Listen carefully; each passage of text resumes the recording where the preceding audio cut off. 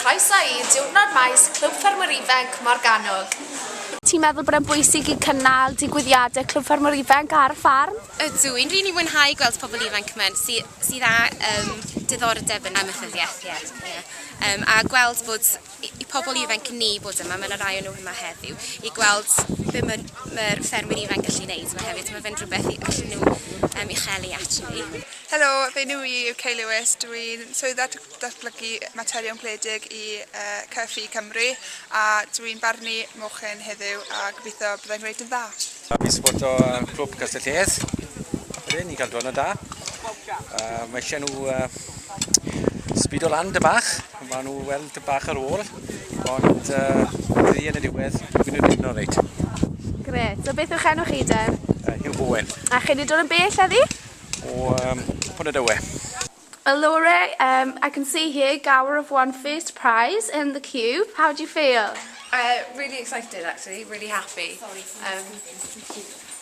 Everyone who's contributed has put in a lot of effort, so it's just really rewarding when you get placed in the top 3. Although they're all brilliant, so anything would have been good. And your club chairman for this year, how's it going so far? Quite stressful at times, but really enjoyable at the same time, especially on days like today when you see everyone competing and enjoying themselves. It's really good. So have you got many members competing here today?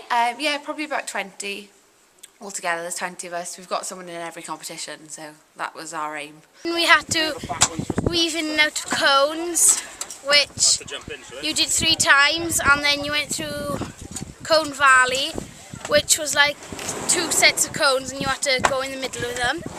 And then we had to do a right-hand turn and a left-hand turn and an emergency stop. My name's Natalie McGinn, I'm competitions chairman and I've been running around like a headless chicken all day trying to get everything sorted. And how has it gone so far? It's going really, really well. It's a really good atmosphere. Family has come along and yeah, it's just been a really successful day. Ti'n mynd i rhoi rhesymau ti nawr ar gyfer y beirniadu mwch. Sut ti'n teimlo? Eitha nerfus. Yeah. Just moyn cael ydi wneud nawr, really. Yeah. A gobeithio wneud yn dda. Rhesymau ti'n barod? Ydyn, diolch. Edrych yn dda. Mes. Pob lwc i ti. Diolch yn fawr. Wel, Gerallt Owen, chi wedi bod yn beirniadu'r moch y bore yma. Siwr ath ydych chi? Na di, fi'n ffada. Y safon da i gael na? Oes, mae cwpl yn sefyll mas. Ie. Eitha da, rhaid i di ples o'n iawn a rhaid i roi reasons are very good. So, Serious Stockman, again, they do a quiz and all the breeds, and that is Kay Lewis. No surprise there.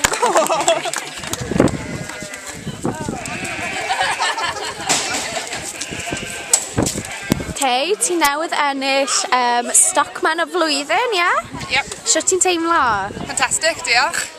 A beth o rhaid ti'n neud i cael y troffi? Wrth rhaid cystadlu mewn 4 categori yn barnu stoc, sef barnu a godro, beef, defed a moch, a gwneud quiz hefyd.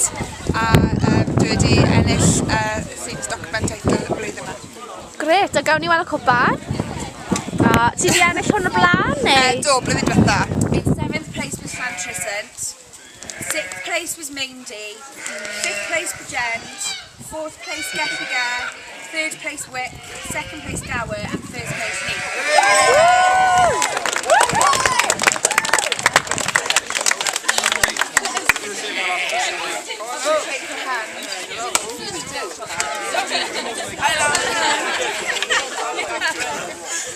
Mae'r tarian yn edrych yn really neis dy ti. Ie, fi'n gwybod. Faint o weithio mae Castell Nedd i ennill o'r blaen? A fi'n gwybod y gweithio nawr.